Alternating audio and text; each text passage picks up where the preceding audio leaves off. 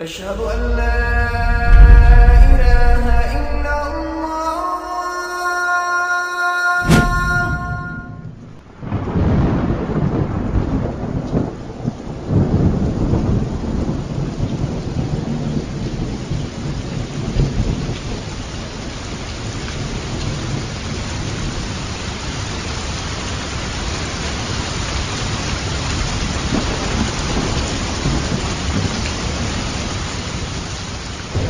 إِنَّا أَوْحَيْنَا إِلَيْكَ كَمَا أَوْحَيْنَا إِلَىٰ نُوحٍ وَالنَّبِيِّينَ مِن بَعْدِهِ وَأَوْحَيْنَا إِلَىٰ إِبْرَاهِيمَ وَإِسْمَاعِيلَ وَإِسْحَاقَ وَيَعْقُوبَ وَالْأَسْبَاطِ وَعِيسَىٰ وَأَيُّوبَ وَيُونُسَ وَهَارُونَ وَسُلَيْمَانَ وَآتَيْنَا دَاوُودَ زَبُورًا وَرُسُلًا قَدْ قَصَصْنَاهُمْ عَلَيْكَ مِن قَبْلُ وَرُسُلًا لَّمْ نَقْصُصْهُمْ عَلَيْكَ وَكَلَّمَ اللَّهُ مُوسَىٰ تَكْلِيمًا رُسُلًا مُّبَشِّرِينَ وَمُنذِرِينَ لِئَلَّا يَكُونَ لِلنَّاسِ عَلَى اللَّهِ حُجَّةٌ بَعْدَ الرُّسُلِ وَكَانَ اللَّهُ عَزِيزًا حَكِيمًا।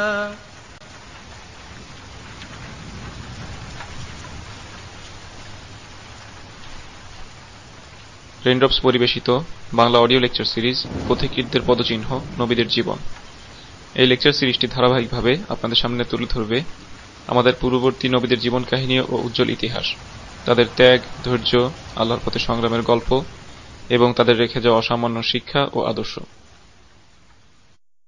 আলহামদুলিল্লাহ ওয়াসসালাতু ওয়াসসালাম আলা সাইয়্যিদিনা মুহাম্মদ ওয়া আলা আলিহি ওয়া আসহাবিহি ওয়া সাল্লাম তাসলিমান কাসীরা।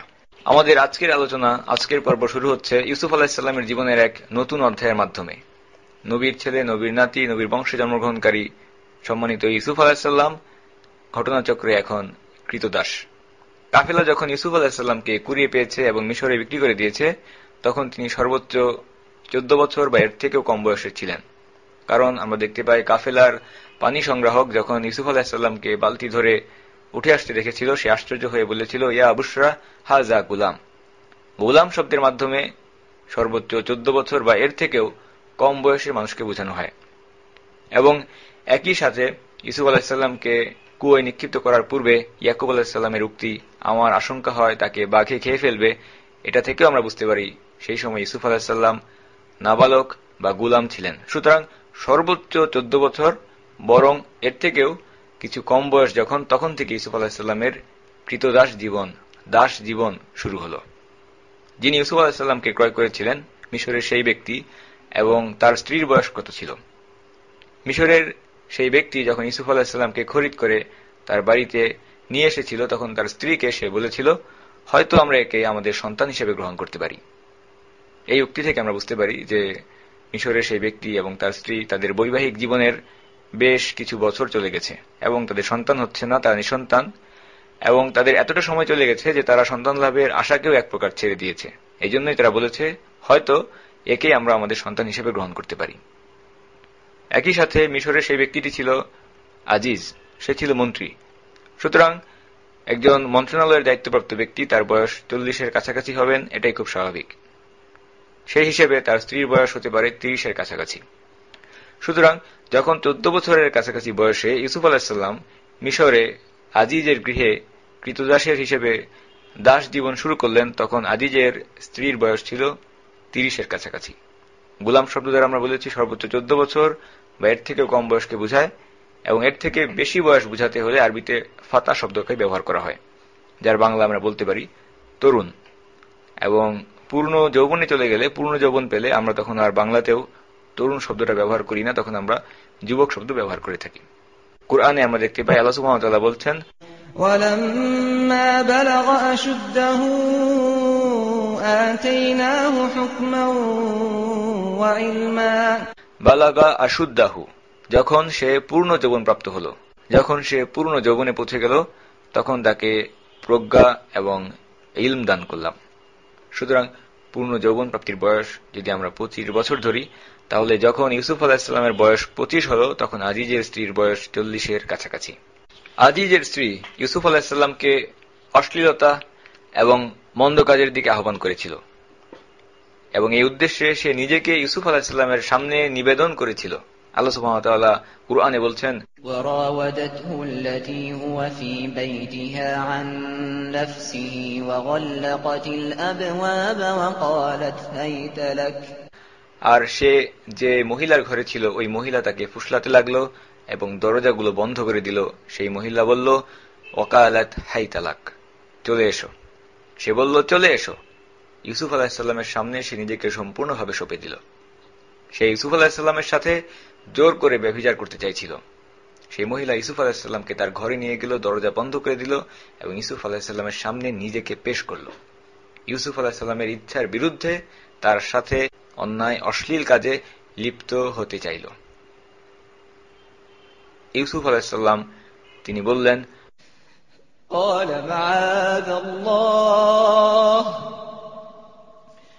إنه ربي أحسن مثواي إنه لا يفلح الظالمون। আল্লাহ রক্ষা করুন, আমার মনিব আমাকে যত্ন সহকারে থাকতে দিয়েছেন, নিশ্চয়ই সীমা লঙ্ঘনকারীরা সফল হয় না। আসুন এই ক্রিটিক্যাল অবস্থা, সংকটময় অবস্থাকে বিশ্লেষণ করা যাক। 1 নম্বরে আমরা লক্ষ্য করলে দেখতে পাই, ইউসুফ আলাইহিসসালাম তিনি নিজেই তার বাসনাকে মোকাবেলা করছেন না। তার কামনা বাসনাকে ইউসুফ আলাইহিসসালাম নিজেই মোকাবেলা করছেন না, বরং সর্বপ্রথম তিনি আল্লাহ সুবহানাহু ওয়া তাআলার কাছে আশ্রয় চেয়েছেন। আমরা যখন বিভিন্ন সময়ে গুনাহের কাজ করি, গুনাহের সময় আমরা আল্লাহ সুবহানাহু ওয়া তাআলার কথা ভুলে যাই। কিন্তু ইউসুফ আলাইহিসসালামকে আমরা দেখতে পাচ্ছি, যখন গুনাহের দিকে একটি অনুকূল পরিবেশ সৃষ্টি করে তাকে ডাকা হচ্ছে, আহ্বান করা হচ্ছে, ইউসুফ আলাইহিসসালাম পরিপূর্ণভাবে আল্লাহ সম্পর্কে সচেতন, তার মধ্যে তাকওয়া বিদ্যমান। তিনি আল্লাহ সুবহানাহু ওয়া তাআলার কথা ভাবছেন। প্রথমেই তিনি বলেছেন, আল্লাহ আমাকে রক্ষা করুন। প্রথমেই তিনি ভেবেছেন আল্লাহ সুবহানাহু ওয়া তাআলার কথা। 2 নম্বর, ইউসুফ আলাইহিসসালাম ভাবছেন আজিজের কথা, কিভাবে তিনি তার সাথে বিশ্বাসঘাতকতা করতে পারেন। ইউসুফ আলাইহিসসালাম আরো বলছিলেন, আজিজ তার প্রতি খুবই যত্নবান এবং দয়াপরবশ ছিলেন। তিনি তার স্ত্রীর সাথে এই কাজ করলে সেটা চরম অকৃতজ্ঞতার পরিচয় দেওয়া হবে। সুতরাং সাইয়েদনা ইউসুফ আলাইহিসসালাম ওই কঠিন মুহূর্তেও তার কৃতজ্ঞতা বোধকে হারিয়ে ফেলেননি। তার মধ্যে তাকওয়া বিদ্যমান, তার মধ্যে কৃতজ্ঞতা বোধ বিদ্যমান। যদিও ইউসুফ আলাইহিসসালাম তিনি একজন কৃতদাস ছিলেন, তারপরও তিনি মনে করতেন উত্তম আচরণের বিনিময়ে সবসময় উত্তম আচরণই হওয়া উচিত। কত উন্নত ছিল তার মানসিকতা! একজন দাস কিভাবে এত উন্নত মানসিকতাপূর্ণ হতে পারে? এটা ছিল তার বংশের প্রভাব। আমরা দেখতে পাই পিতা ইয়াকুব আলাইহিসসালাম, দাদা ইসহাক আলাইহিসসালাম এবং ইব্রাহিম আলাইহিসসালামের পরিচিতি জানার কারণে, তাদের সম্পর্কে সচেতন থাকার কারণে তিনি জানতেন তারা পূর্বপুরুষ, তার প্রত্যেকে ছিলেন নবী। তাদের কাছ থেকে তিনি এই উন্নত মানসিকতা লাভ করেছেন। ইউসুফ আলাইহিসসালামের মধ্যে আমরা বলেছি তাকওয়া বিদ্যমান ছিল, কৃতজ্ঞতা বোধ বিদ্যমান ছিল সেই কঠিন পরিস্থিতিতে। এবং আরো একটি বিষয় স্পষ্টভাবে ফুটে উঠল, সেটা হচ্ছে ইউসুফ আলাইহিসসালামের মধ্যে প্রবল আত্মসম্মান বোধ বিদ্যমান। তাকওয়া এবং কৃতজ্ঞতা বোধের পর আমরা বলছি তার মধ্যে আত্মসম্মান বোধ বিদ্যমান, সেটা ফুটে উঠল এই পরিস্থিতিতে। কিন্তু কিভাবে তার মধ্যে এই আত্মসম্মান বোধ তৈরি হয়েছিল? বরং আসলে প্রশ্নটা এভাবে হওয়া উচিত যে কিভাবে তার মধ্যে আত্মসম্মান বোধ টিকে থাকলো। তিনি একজন কৃতদাস, চাকর বা দাস, মনিবের হুকুম তলব করাই হচ্ছে তার কাজ। আজিজের স্ত্রী একটি অনুকূল পরিবেশ সৃষ্টি করে দিয়ে যেই অশ্লীলতার দিকে তাকে আহ্বান করছে, তিনি যদি আপাত দৃষ্টিতে সেই অশ্লীলতার দিকে সাড়া দেন, তাহলে তার কি এমন ক্ষতি হবে? কারণ তিনি তো একজন সামান্য চাকর, সামান্য কৃতদাস, এখানে কেউ তাকে চেনে না। কিন্তু না, ইউসুফ আলাইহিসসালাম তার আত্মসম্মানবোধ ছিল এবং এই আত্মসম্মানবোধ তৈরি হয়েছে আত্মপরিচয় থেকে। সুতরাং নিজের প্রকৃত পরিচয় সম্পর্কে জানা, আইডেন্টিটি, এটা খুবই গুরুত্বপূর্ণ। ইউসুফ আলাইহিসসালাম একেবারে যৌবনের প্রথম পর্যায় থেকে পূর্ণতাপ্রাপ্ত পর্যন্ত সম্পূর্ণ সময়টা, যেটাকে আমরা ইংরেজিতে বলে থাকি টেইন এজ, সেই সময়টা যখন আমরা অনেকেই অনেক ধরনের ভুল কাজে জড়িয়ে যাই, সেই সম্পূর্ণ সময়টা ইউসুফ আলাইহিসসালাম কাটিয়েছেন একটা নষ্ট সমাজে। অনাচার, বেহায়াপনা এবং অশ্লীলতাপূর্ণ এক অভিজাত প্রাসাদে ইউসুফ আলাইহিসসালাম তার এই সময়টা কাটিয়েছেন। সাধারণত এই সময়ে আমরা দেখতে পাই একজন মানুষ তার ব্যক্তিত্বকে, তার মানসিকতাকে গড়ে তোলে। সেই নষ্ট পরিবেশের থেকেও ইউসুফ আলাইহিসসালাম এতটা আত্মসম্মান বোধের অধিকারী হলেন যে তিনি তার নিজের উপরে কর্তৃত্বশীল ব্যক্তিকে তার মুখের উপরে না বলে দিচ্ছেন। একজন দাস যখন নিজের মনিবকে মুখের উপরে না বলে দেয়, এর জন্য প্রয়োজন প্রচুর মানসিক শক্তি এবং তীব্র আত্মসম্মান বোধ। ইউসুফ আলাইহিসসালাম এটা পেয়েছেন, এই শিক্ষা পেয়েছেন ইয়াকুব আলাইহিসসালামের কাছ থেকে। সেই শৈশবের স্বপ্নের ঘটনা আমরা স্মরণ করতে পারি। পিতা ইয়াকুব আলাইহিসসালাম তার পুত্র ইউসুফ আলাইহিসসালামকে তার নিজের পরিচয়, আত্মপরিচয় শিক্ষা দিচ্ছেন। ইসহাক আলাইহিসসালাম ইব্রাহিম আলাইহিসসালাম সম্পর্কে জানিয়ে দিচ্ছেন এবং এই বিষয়গুলো শিশু ইউসুফ আলাইহিসসালামের অন্তরে একেবারে গেঁথে দিয়েছিলেন। তারা সবাই ছিলেন সম্মানিত নবী, কাজেই এই ধরনের নির্লজ্জ আচরণ তাদের একজন উত্তরসূরি হিসেবে ইউসুফ আলাইহিসসালাম কখনোই করতে পারেন না। হতে পারে আজকে পরিস্থিতির কারণে তিনি একজন কৃতদাস, কিন্তু তাই বলে নিজের শেকড়, নিজের পরিচিতি, মুসলিম পরিচয় থেকে তিনি বিচ্ছিন্ন হতে পারেন না। এটা খুবই গুরুত্বপূর্ণ একটা পয়েন্ট। প্রাসাদের সেই নষ্ট সমাজ, বেহায়া সমাজ থেকে ইউসুফ আলাইহিসসালাম নিজেকে রক্ষা করেছেন, কারণ তিনি কোনো ধরনের পরিচয় সংকট বা আইডেন্টিটি ক্রাইসিসে ভুগছিলেন না। তিনি জানতেন তিনি একজন মুসলিম। কাজেই বর্তমান সমাজেও চলমান অশ্লীলতা থেকে যদি আমরা আমাদের তরুণদেরকে রক্ষা করতে চাই, তাদের অন্তরে তাদের পরিচিতি সম্পর্কে সচেতনতা সৃষ্টি করে দিতে হবে। মুসলিম পরিচয়, এই পরিচয়টা একজন মানুষের মধ্যে আত্মসম্মান বোধ তৈরি করে, তাকওয়া তৈরি করে, যা একজন মানুষকে মূর্খতাপূর্ণ বেহায়াপনা এবং পাপে লিপ্ত হওয়া থেকে রক্ষা করে ইনশাআল্লাহ। 5 নম্বরে আমরা দেখতে পাই সবশেষে ইউসুফ আলাইহিস সালাম তিনি বললেন, ইন্নাহু লা ইউফলিহুয যালিমুন, যারা জুলুম করে তারা কখনো সফল হতে পারে না। একটি বাক্যে হাজার কথা বলে দিলেন ইউসুফ আলাইহিস সালাম। চিরন্তন সত্য, যারা জুলুম করে তারা কখনো সফল হতে পারে না। ওয়ালাকাদ হাম্মাত বিহি ওয়া হাম্মা বিহা লাউলা আরআ বুরহান রাব্বিহ। আল্লাহ সুবহানাহু ওয়া তাআলা কুরআনে বলছেন, নিশ্চয়ই সেই মহিলা তার দিকে ঝুঁকে পড়েছিল এবং সেও মহিলার দিকে ঝুঁকে পড়ত যদি সে তার প্রতিপালকের, তার রবের যুক্তি প্রমাণ দেখতে না পেত। অর্থাৎ আল্লাহ সুবহানাহু ওয়া তাআলা বলছেন, সেই মহিলা আজিজের স্ত্রী তার প্রতি অসৎ কাজের ইচ্ছা করে ফেলেছিল এবং সেও তার প্রতি প্রায় একই দিকে ঝুঁকে পড়ত যদি না সে, অর্থাৎ ইউসুফ আলাইহিস সালাম, তার রবের নিদর্শনকে প্রত্যক্ষ করত। আজিজের স্ত্রী সে ইউসুফ আলাইহিস সালামের প্রতি আসক্ত ছিল এবং আল্লাহ সুবহানাহু ওয়া তাআলা বলছেন ইউসুফ আলাইহিস সালামেরও সেই মহিলার প্রতি হাম্মা বা বাসনা ছিল, কিন্তু উভয়ের অবস্থার মধ্যে বিশাল পার্থক্য রয়েছে। মহিলা তার মনের কামনা বাসনাকে বাস্তব কাজে পরিণত করেছে, সে তার বাসনা অনুযায়ী কাজ করত এবং ক্রমাগত দিনের পর দিন সে প্রত্যক্ষ কিংবা পরোক্ষভাবে ইউসুফ আলাইহিস সালামকে প্রলুব্ধ করে যাচ্ছিল। অপরদিকে ইউসুফ আলাইহিস সালাম দিনের পর দিন নিজের কামনা এবং বাসনাকে দমন করে যাচ্ছিলেন। যেমন একটা হাদিস থেকে আমরা জানতে পাই, যদি কোনো ব্যক্তি কোনো অন্যায় কাজের ইচ্ছা করে এবং এরপর সেটা করেও ফেলে, আল্লাহ তার জন্য সেই একটি অন্যায় কাজের জন্য একটি গুনাহ লিখবেন, কিন্তু কেউ যদি কোনো খারাপ কাজের ইচ্ছা করার পর সেই কাজ থেকে সরে আসে, আল্লাহ সুবহানাহু ওয়া তাআলা তার জন্য একটি নেকি লিখে দেন। সুতরাং এই কামনা বাসনা এটা একটি মানবীয় প্রবৃত্তি এবং সেটা ইউসুফ আলাইহিস সালামের মধ্যেও ছিল, কিন্তু ইউসুফ আলাইহিস সালাম সেটাকে দমন করেছেন এবং আল্লাহ সুবহানাহু ওয়া তাআলার কাছে তিনি আশ্রয় চাচ্ছিলেন। আজিজের স্ত্রীর জন্য সেই কামনা বাসনা একেবারে শারীরিক দুর্বলতা পর্যন্ত এসে পৌঁছেছিল। এমনকি আমরা দেখতে পাবো সে ইউসুফ আলাইহিস সালামের জামাকে পেছন থেকে টেনে ধরেছিল। অপরদিকে ইউসুফ আলাইহিস সালাম সেই কামনা বাসনাকে মানসিক পর্যায়ে মোকাবেলা করেছেন। একজন আলেম তিনি মন্তব্য করেছেন, যদি মানুষের মধ্যে এই কামনা বাসনাগুলো না থাকত, তাহলে সেই কামনা বাসনাকে নিয়ন্ত্রণকারী এবং সংযতকারী আল্লাহর কাছে প্রশংসিত হতেন না। কামনা বাসনা আছে বলেই যারা এই কামনা বাসনাকে নিয়ন্ত্রণ করে থাকেন তারা আল্লাহ সুবহানাহু ওয়া তাআলার কাছে প্রশংসিত হন। সেই পরিস্থিতি আমরা ভেবে দেখতে পারি, একজন সুন্দরী মহিলা নিজেকে সমর্পণ করছে, নিজেকে সঁপে দিচ্ছে আজিজের স্ত্রী। এই প্রস্তাব ফিরিয়ে দেওয়া অনেক কঠিন কাজ, কিন্তু এই প্রস্তাব ফিরিয়ে দেওয়ার পথে আরো বেশ কিছু প্রলোভন ছিল যেটা ইউসুফ আলাইহিস সালামকে অতিক্রম করতে হয়েছে। প্রথমত, সেই মহিলা সে ছিল খুবই সুন্দরী এবং ধনী, অভিজাত। সেই মহিলা ছিল ইউসুফ আলাইহিস সালামের মনিব। সে চাইলেই তার আদেশ অমান্য করার জন্য ইউসুফ আলাইহিস সালামকে শাস্তি প্রদান করতে পারত। দ্বিতীয়ত, আরো একটি বিষয় আমরা ভেবে দেখতে পারি, সেই মহিলা আজিজের স্ত্রী হঠাৎ করে এই সিদ্ধান্ত নেয়নি দরজা বন্ধ করে ইউসুফ আলাইহিস সালামকে তার দিকে আহ্বান করছে। বরং আমরা দেখতে পাই যখন সে বলেছিল ওয়াকালাত হাই তালাক, সে বলল চলে এসো, এটা প্রথম নয় বরং ছিল সর্বশেষ আহ্বান।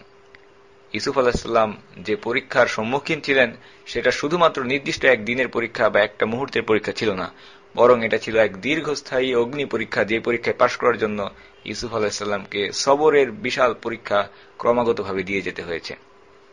একজন মহিলার অবস্থান থেকে একজন পুরুষকে আকৃষ্ট করা এটা অনেক সহজ। একজন মহিলা কখনোই জোর করে ব্যভিচার করতে চাইবে না যদি না তার বাকি সমস্ত প্রচেষ্টা ব্যর্থ হয়ে যায়, বিফল হয়ে যায়। সুতরাং বোঝা যাচ্ছে এর আগে নিশ্চয়ই সে ইউসুফ আলাইহিসসালামকে আকৃষ্ট করার জন্য অন্যান্য সব প্রত্যক্ষ পরোক্ষ পন্থা অবলম্বন করেছে। এই প্রলোভন সাইয়েদনা ইউসুফ আলাইহিসসালামকে সহ্য করতে হচ্ছিল, এবং এই ধরনের একজন মহিলার সাথে একই গৃহে বসবাস করা এবং তার প্রলোভনকে অগ্রাহ্য করা ইউসুফ আলাইহিসসালামের জন্য একটা বড় ফিতনা পরীক্ষা হয়ে দাঁড়িয়েছিল। তিনি দীর্ঘদিন যাবত এই ফিতনার সাথে মোকাবেলা করে আসছেন। এমনকি হঠাৎ করে হলেও এই প্রস্তাবকে ফিরিয়ে দেওয়া খুব কঠিন। এরপর সেটা আরো বেশি কঠিন হয়ে যায় যখন এই প্রলোভন মাসের পর মাস ধরে চলতে থাকে। যেমন আমরা বলেছি 14 থেকে 25 বছর এই সম্পূর্ণ সময়টা ইউসুফ আলাইহিসসালামকে সেই প্রাসাদে থাকতে হয়েছে। কাজেই প্রথম যৌবনের প্রায় পুরো সময় ইউসুফ আলাইহিসসালামকে এই কঠিন পরীক্ষা দিতে হয়েছে, এবং যে বিশেষ ঘটনাটি এখানে বর্ণিত হচ্ছে সেটা হচ্ছে সেই পরীক্ষার শেষ দৃশ্য, চূড়ান্ত পর্যায়ে। এত কিছুর পরও সাইয়েদনা ইউসুফ আলাইহিসসালাম তার কামনা বাসনাকে দমন করে আল্লাহ সুবহানাহু ওয়া তাআলার কাছে যখন আশ্রয় প্রার্থনা করছেন, এর পুরস্কার কি হতে পারে? আমরা জানি কিয়ামত দিবসে কিছু মানুষকে আল্লাহ সুবহানাহু ওয়া তাআলা তার আরশের নিচে ছায়া দান করবেন, আশ্রয় দান করবেন।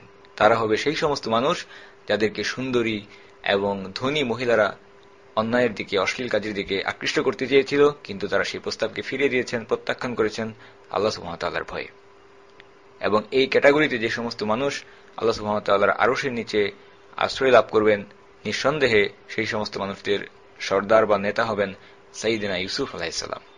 সেই মহিলার ক্ষমতা ছিল, সৌন্দর্য ছিল, অর্থ সম্পদ ছিল, সবকিছু ছিল, কিন্তু এরপরও সাইয়েদনা ইউসুফ আলাইহিসসালাম সেই প্রলোভনের সাগরে ডুবে মরা থেকে নিজেকে রক্ষা করেছেন। আল্লাহ সুবহানাহু ওয়া তাআলা ইউসুফ আলাইহিসসালাম সম্পর্কে বলেছেন, كذلك لنصرف عنه السوء والفحشاء إنه من عبادنا المخلصين। ইউসুফ আলাইহিস সালামের প্রশংসা করে আল্লাহ সুবহানাহু ওয়া তাআলা বলেছেন, এভাবেই আমি ইউসুফকে নৈতিকতার উচ্চ মানে প্রতিষ্ঠিত রাখলাম, যেন আমি তার থেকে অন্যায় এবং অশ্লীলতাপূর্ণ কাজকে দূরে সরিয়ে রাখতে পারি। অবশ্যই সে ছিল আমার নিষ্ঠাবান বান্দাদের একজন, অবশ্যই সে ছিল আমার নিষ্ঠাবান বান্দাদের একজন। আল্লাহ সুবহানাহু ওয়া তাআলা সেই পরিস্থিতির বর্ণনা করে আমাদের সামনে বলছেন, واستبق الباب وقدت قميصه من دبر وألف يا سيدها لدى الباب। অতঃপর তারা উভয়েই দরজার দিকে দৌড়ে গেল। অতঃপর তারা উভয়েই ভিন্ন উদ্দেশ্যে সেই দরজার দিকে দৌড়ে গেল। মহিলা তাকে ধরতে গিয়ে পেছন থেকে তার জামা টেনে ছিঁড়ে ফেলল। এইরকম একটি পরিস্থিতিতে, এমন অবস্থায় তারা তার স্বামীকে দরজার পাশে দেখতে পেল। সেই মহিলাটি তখন নিজের ইচ্ছাকে গোপন করার জন্য ইউসুফ আলাইহিস সালামকে অভিযুক্ত করল, এবং সে বলল, قالت ما جزاء من أراد بأهلك سوءا إلا أن يسجن أو عذاب أليم। কি শাস্তি হওয়া উচিত সেই ব্যক্তির যে ব্যক্তি তোমার স্ত্রীর সাথে অশ্লীল কাজের ইচ্ছা পোষণ করে? এছাড়া আর কি শাস্তি হতে পারে যে তাকে হয়তো জেলে পাঠাবে অথবা অন্য কোনো কঠিন শাস্তি দিবে। সুতরাং আমরা দেখতে পাচ্ছি আজিজের স্ত্রী সেই ইউসুফ আলাইহিস সালামের জন্য শাস্তি চাইলেও তার জন্য মৃত্যুদণ্ড চায়নি, কারণ সে চায় না ইউসুফ আলাইহিস সালাম মারা যাক, কারণ সে ইউসুফকে ভালোবাসে। সে বলেছিল, হয়তো তাকে জেলে পাঠাও অথবা কোনো কঠিন শাস্তি দাও। সেই মহিলা খুবই ধুরন্ধর এবং ধূর্ত প্রকৃতির ছিল। মুহূর্তের মধ্যে পরিস্থিতিকে পাল্টে ফেলল। ইউসুফ আলাইহিস সালামকে অভিযুক্ত করছে মুহূর্তের মধ্যে।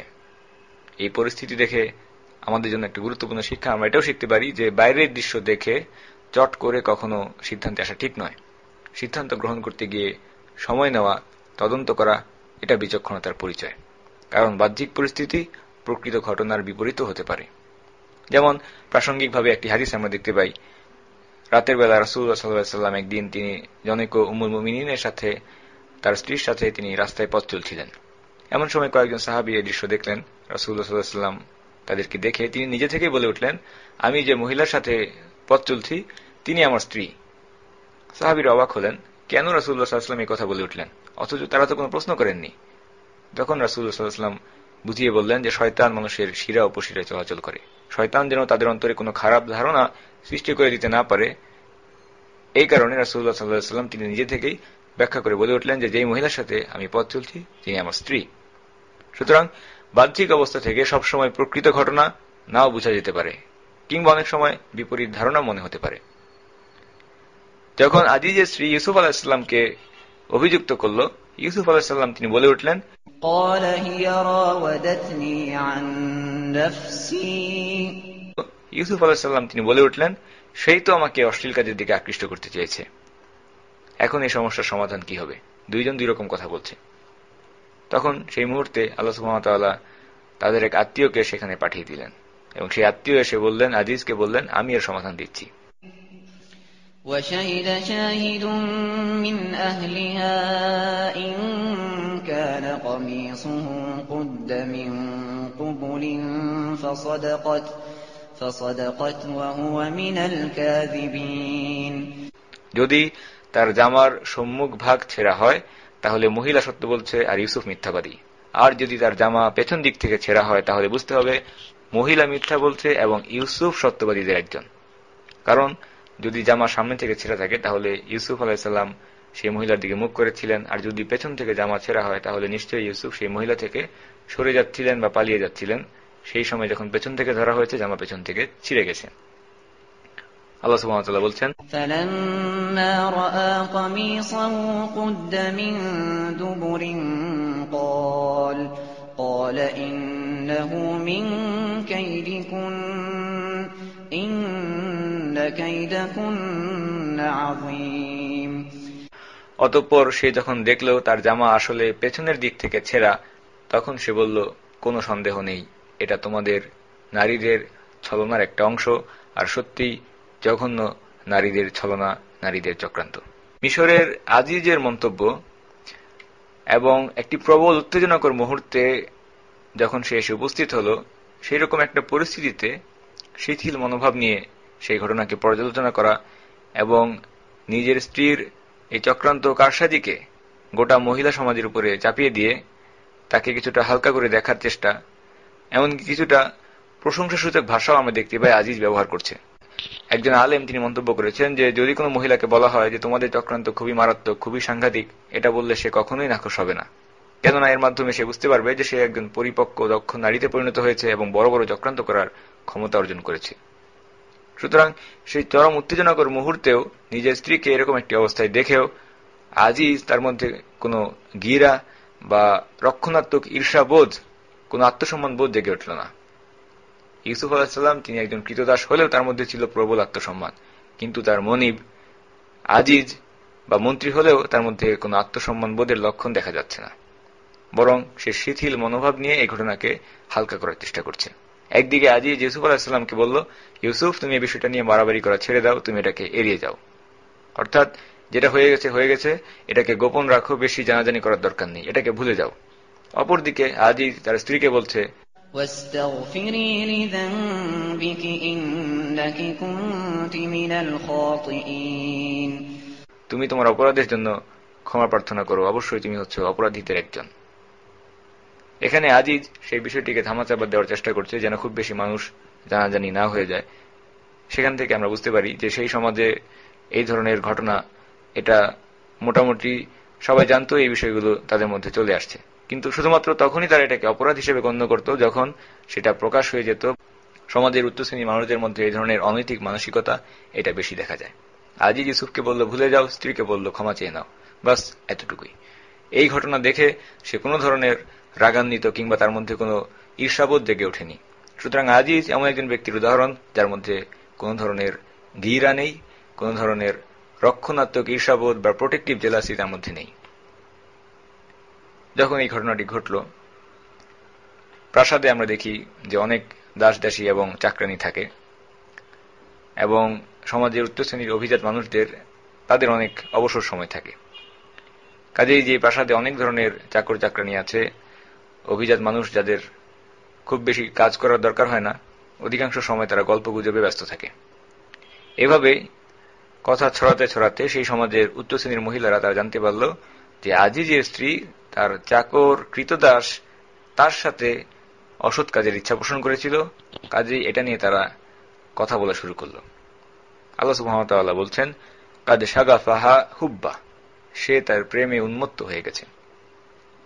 দিক বিদিক জ্ঞান শূন্য প্রেম তার হৃদয়ের আবরণ চূর্ণ করে তার ভেতরে ঢুকে গেছে। শিগাফ এই শব্দের অর্থ পাতলা আবরণ। পাতলা আবরণ চূর্ণ করে, হৃদয়ের আবরণ চূর্ণ করে ইউসুফের প্রতি প্রেম তার অন্তরের ভেতরে ঢুকে গেছে। আল্লাহ সুবহানাহু ওয়া তাআলা বলছেন, وقال نسوة في المدينة امرأة العزيز تراود فتاها عن نفسه قد شغفها حبا إنا لنراها في ضلال مبين। শহরের নারীরা বলতে লাগলো, আজিজের স্ত্রী তার দাসের প্রতি আসক্ত হয়ে পড়েছে, তার প্রেম তাকে উন্মত্ত করে দিয়েছে। আমরা দেখতে পাচ্ছি সে সুস্পষ্ট গোমরাহিতে নিমজ্জিত হয়েছে। শহরের অভিজাত মহিলারা, প্রাসাদের মহিলারা তারা বলতে লাগলো যে আজিজের স্ত্রী সে একটা চাকরের প্রেমে পড়ল, একটা দাসের প্রেমে পড়ল।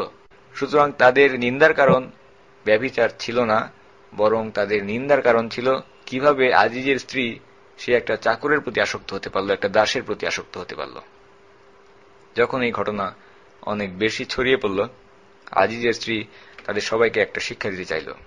সে সমস্ত মহিলাদেরকে দাওয়াত করল, তাদের সবাইকে খাওয়ার জন্য ফল দিল, ফল কাটার জন্য একটি করে ছুরি দিল। যখন সে তাদেরকে খাওয়া শুরু করতে বলল, তারা ছুরি দিয়ে ফল কেটে খাওয়া শুরু করল।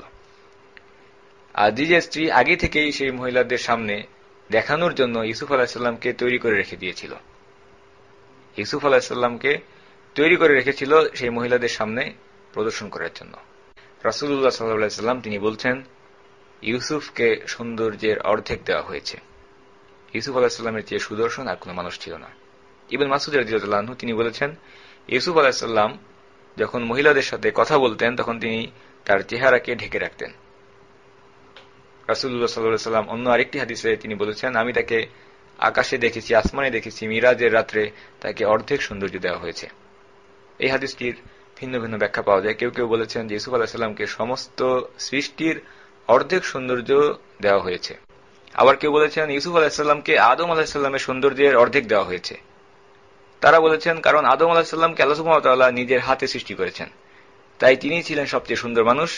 আর ইউসুফ আলাইহিস সালামকে আদম আলাইহিস সালামের অর্ধেক সৌন্দর্য দেওয়া হয়েছে, বাকি দুনিয়ার সমস্ত মানুষদেরকে বাকি সৌন্দর্য ভাগ করে দেওয়া হয়েছে। মহিলারা যখন ফল খাওয়া শুরু করলো, আজিজের স্ত্রী যখন ইউসুফ আলাইহিস সালামকে তাদের সামনে দিয়ে হেঁটে যেতে বলল, ইউসুফ আলাইহিস সালামকে দেখে সেই মহিলারা এতটাই মুগ্ধ হলো, তার প্রতি এমন ভাবে স্থির নয়নে তাকিয়ে রইল যে ছুরি দিয়ে ফল কাটার বদলে তারা নিজেদের হাত কাটতে শুরু করলো, নিজেদের আঙ্গুল কাটতে শুরু করলো। ইউসুফ আলাইহিস সালাম যখন তাদের সামনে দিয়ে হেঁটে চলে গেলেন তখন তারা বুঝতে পারল যে তারা তাদের হাত কেটে ফেলেছে। এতটা মুগ্ধ হয়ে তারা তার প্রতি তাকিয়েছিল। আল্লাহ সুবহানাহু ওয়া তাআলা বলেছেন, فَلَمَّا رَأَيْنَهُ أَكْبَرْنَهُ وَقَطَّعْنَ أَيْدِيَهُنَّ وَقُلْنَ حَاشَ لِلَّهِ مَا هَٰذَا بَشَرًا إِنْ هَٰذَا إِلَّا مَلَكٌ كَرِيمٌ। এরপর তারা যখন তাকে দেখল, তাকে ভাবল অতুলনীয়, নিজেদের হাত কেটে ফেলল এবং বলল, হাসা লিল্লাহ, আল্লাহর কি নিখুঁত সৃষ্টি, এ তো মানুষ নয়, এক মহিমান্বিত ফেরেশতা। ইউসুফ আলাইহিস সালামকে দেখার পর তারা বুঝতে পারল আজিজের স্ত্রীর মানসিক অবস্থা এবং তারা বলল, এটা তো মানুষ নয় বরং এক মহিমান্বিত ফেরেশতা। সুতরাং তাদের অবাক হওয়ার কারণ তাদের উক্তির মাধ্যমে আমরা দেখতে পাচ্ছি শুধুমাত্র ইউসুফ আলাইহিস সালামের সৌন্দর্য ছিল না, কারণ আমরা যখন কারোর মধ্যে সৌন্দর্যের পাশাপাশি পবিত্রতাকেও লক্ষ্য করি আমরা বলে উঠি তিনি তো একজন ফেরেশতা। আল্লাহ সুবহানাহু ওয়া তাআলা বলছেন, قالت فذلكن الذي لمتنني فيه ولقد راودته عن نفسه فاستعصم ولئن لم يفعل ما آمره ليسجنن وليكونن من الصاغرين। আজিজের স্ত্রী মহিলা বলল, এ তো সেই ব্যক্তি যার জন্য তোমরা আমাকে তিরস্কার করছিলে। আমি ওরই মন জয় করতে চেয়েছিলাম, কিন্তু সে নিজেকে নিবৃত্ত রেখেছে, বিরত রেখেছে। আর আমি যা আদেশ দেই সে যদি তা না করে তবে অবশ্যই সে কারাগারে প্রেরিত হবে এবং লাঞ্ছিত হবে। আজিজের স্ত্রী তখনও ইউসুফ আলাইহিসসালামের পেছনে লেগে আছে। যে সকল মহিলারা ইউসুফ আলাইহিসসালামকে দেখেছিল তারা প্রত্যেকেই ইউসুফকে তার মনিবের আদেশ মানার জন্য উদ্বুদ্ধ করছিল। সুতরাং এখান থেকে স্পষ্ট হয়ে গেল যে প্রথমত সেই মহিলাদের নিন্দার কারণ, তিরস্কারের কারণ খারাপ কাজের প্রতি ঘৃণা কখনোই ছিল না, বরং আজিজের স্ত্রী কিভাবে তার দাসের প্রতি আসক্ত হতে পারল এটাই ছিল তাদের প্রাথমিক তিরস্কারের কারণ। এবং যখন তারা ইউসুফ আলাইহিসসালামকে দেখল, ইউসুফ আলাইহিসসালামকে দেখার সাথে সাথে তারা আজিজের স্ত্রীকে সমর্থন দিতে শুরু করল এবং এই পর্যায়ে এসে আজিজের স্ত্রী সম্পূর্ণ নিয়ন্ত্রণহীন চূড়ান্ত পর্যায়ে চলে গেল। ইউসুফ আলাইহিসসালাম তখন যে পরিস্থিতির সম্মুখীন হলেন, শুধুমাত্র আজিজের স্ত্রী নয় বরং মিশরের সম্পূর্ণ নারী সমাজ ইউসুফ আলাইহিসসালামকে ব্যভিচারের দিকে উদ্বুদ্ধ করছে। শুধুমাত্র তার মনিবের চাপ নয়, অন্যান্য মহিলারাও তাকে জোরাজুরি করছে। এই পরিস্থিতি, এই অবস্থা সাইয়েদনা ইউসুফ আলাইহিসসালামের জন্য বেশ কঠিন হয়ে গেল। তিনি ফিতনার মধ্যেই ছিলেন, এখন তাকে ফিতনা চারদিক থেকে ঘিরে ধরেছে, যেন একটা ফিতনার কারাগারে বন্দী হয়ে গেলেন ইউসুফ আলাইহিসসালাম। এই কারণে ইউসুফ আলাইহিসসালাম আল্লাহ সুবহানাহু ওয়া তাআলার নিকট কাতর কণ্ঠে তিনি বললেন, قال رب السجن أحب إلي مما يدعونني إليه হে আমার রব, হে আমার মালিক, এই মহিলারা এরা আমাকে যে পাপের দিকে আহ্বান করছে তার চাইতে কারাগার আমার কাছে অধিক প্রিয়, বেশি পছন্দনীয়। ইউসুফ আলাইহিস সালাম এখানে শুধুমাত্র আজিজের স্ত্রী বা নিজের মনিবের স্ত্রীর কথা না বলে সমস্ত নারীদের কথাই উল্লেখ করেছেন, কারণ তারা প্রত্যেকেই প্রত্যক্ষ কিংবা পরোক্ষভাবে ব্যভিচারে অংশীদার। এবং এই সর্বাত্মক ষড়যন্ত্র থেকে তাকে রক্ষা করার জন্য ইউসুফ আলাইহিস সালাম আল্লাহ সুবহানাহু ওয়া তাআলার কাছে কাতর কণ্ঠে অনুনয় বিনয় করলেন। ইউসুফ আলাইহিস সালামের জন্য তখন কারাগারের বাইরে বাস করা কারাগারের ভেতরে বাস করার থেকেও কঠিন হয়ে পড়েছিল। কারাগারের বাইরে তিনি যে ফিতনার সম্মুখীন হচ্ছিলেন সেটা এতটাই তীব্র ছিল যে তিনি আল্লাহ সুবহানাহু ওয়া তাআলাকে বলছেন, ইয়া আল্লাহ, তুমি আমাকে জেলে পাঠিয়ে দাও, সেটাই অধিক উত্তম। ইউসুফ আলাইহিস সালাম তিনি বললেন, وَإِلَّا تَصْرِفْ عَنِّي كَيْدَهُنَّ أَصْبُ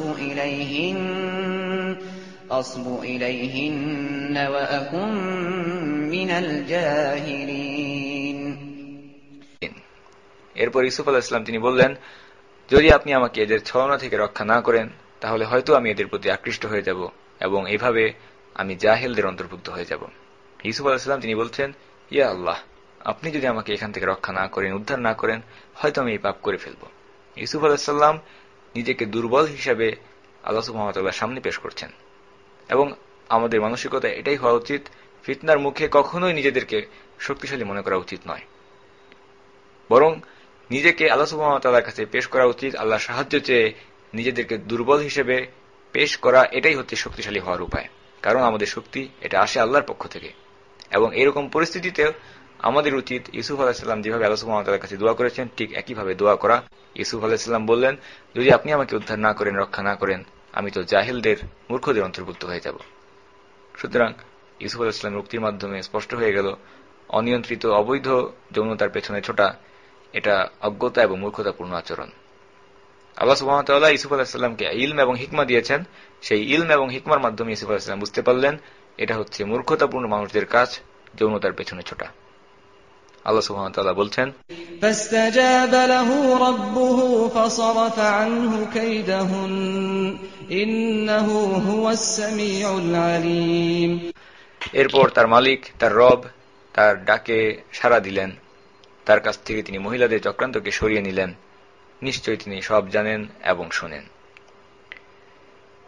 আল্লাহ সুবহানাহু ওয়া তাআলা আরো বলছেন, ثم بدا لهم من بعد ما رأوا الآيات ليسجننه حتى حين। লোকেদের কাছে তখন এটাই সঠিক মনে হলো যে তাকে কিছু নির্দিষ্ট সময়ের জন্য কারাগারে নিক্ষেপ করতে হবে। অথচ ইতোমধ্যেই তারা তার সচ্চরিত্রের যাবতীয় নিদর্শন দেখে নিয়েছে, ইতোমধ্যেই তারা তার নিষ্পাপ হওয়ার যাবতীয় প্রমাণাদি দেখে নিয়েছে। যেহেতু ঘটনা চারিদিকে ছড়িয়ে পড়েছে, এই জন্যে বাধ্য হয়ে তাদেরকে একটা ব্যবস্থা গ্রহণ করতে হলো। এবং সেটা কি? সেটা ছিল নিরপরাধ মানুষকে কারাগারে নিক্ষেপ করা এবং দোষী ব্যক্তিকে ছেড়ে দেওয়া। তারা সেই পাপী অপরাধী মহিলাকে কিছু না বলে তার বিরুদ্ধে কোনো ব্যবস্থা না নিয়ে আল্লাহ নবী ইউসুফ আলাইহিস সালামকে জেলে পাঠিয়ে দিল। নিরপরাধ হওয়া সত্ত্বেও তাকে কারাবরণ করতে হলো। সুবহান রাব্বিকা রাব্বিল ইজ্জাতি আম্মা ইয়াসিফুন ওয়া সালামুন আলাল মুরসালিন ওয়ালহামদুলিল্লাহি রাব্বিল আলামিন। আলহামদুলিল্লাহ ওয়াসসালাতু ওয়াসসালাম আলা সাইয়্যিদিনা মুহাম্মদ ওয়া আলা আলিহি ওয়া আসহাবিহি ওয়া সাল্লাম তাসলিমান কাসীরা। ইউসুফ আলাইহিস সালামের জীবনী আলোচনায় আমরা আজকে যেখান থেকে শুরু করতে যাচ্ছি, যখন ইউসুফ আলাইহিস সালাম নিরপরাধ হয়েও কারাবন্দী। জেলখানায় ইউসুফ আলাইহিস সালাম মোট কত বছর কাটিয়েছিলেন কুরআনে সেই বিষয়টি নির্দিষ্ট করে উল্লেখ নেই।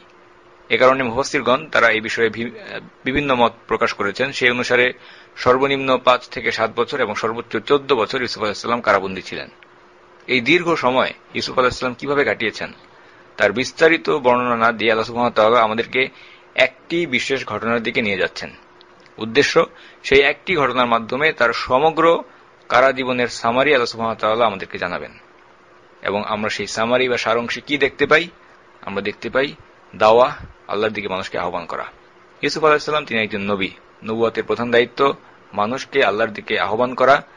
এবং ইউসুফ আলাইহিস সালাম কিভাবে এই কাজ করেছেন, কি ভাষায় মানুষকে দাওয়াত দিয়েছেন, কিভাবে হক এবং বাতিলের পার্থক্যকে স্পষ্ট করেছেন, উপস্থাপন করেছেন, এর খুবই চমৎকার বর্ণনা আমরা কুরআনে দেখতে পাই যখন তিনি কারাবন্দী।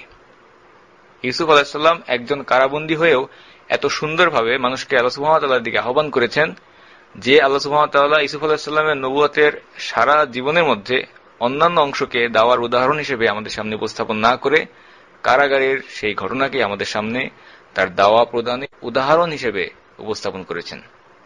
এখান থেকে গুরুত্বপূর্ণ দুইটি শিক্ষা আমরা লাভ করতে পারি। এক নম্বর শিক্ষা, কুফরি, শিরকি আকীদা বিশ্বাস, বাতিল ধ্যান ধারণা, এগুলো যখন মানুষের উপরে রব হয়ে বসে, মানুষ যখন মানুষের উপরে প্রভুত্ব করতে শুরু করে, সেই বাতিল সমাজ ব্যবস্থাকে সংশোধনের এই গুরু দায়িত্ব থেকে কোন একজন ব্যক্তি কেবলমাত্র কারাবন্দী হওয়ার অজুহাতে রেহাই পেতে পারে না। ইউসুফ আলাইহিস সালামের ঘটনা থেকে আমরা দেখতে পাচ্ছি কারাগারে বসেও যদি এত কিছু করা যায়, তাহলে আমরা যারা মুক্ত আলো বাতাসে স্বাধীনভাবে ঘুরে বেড়াচ্ছি, আমাদের কি অজুহাত আছে দাওয়াতের কাজ না করে চুপচাপ বসে থাকার পক্ষে? 2 নম্বর বিষয়, একজন ব্যক্তি নিরপরাধ হয়েও দূষিত সমাজ ব্যবস্থায় কারাবন্দী হতে পারে।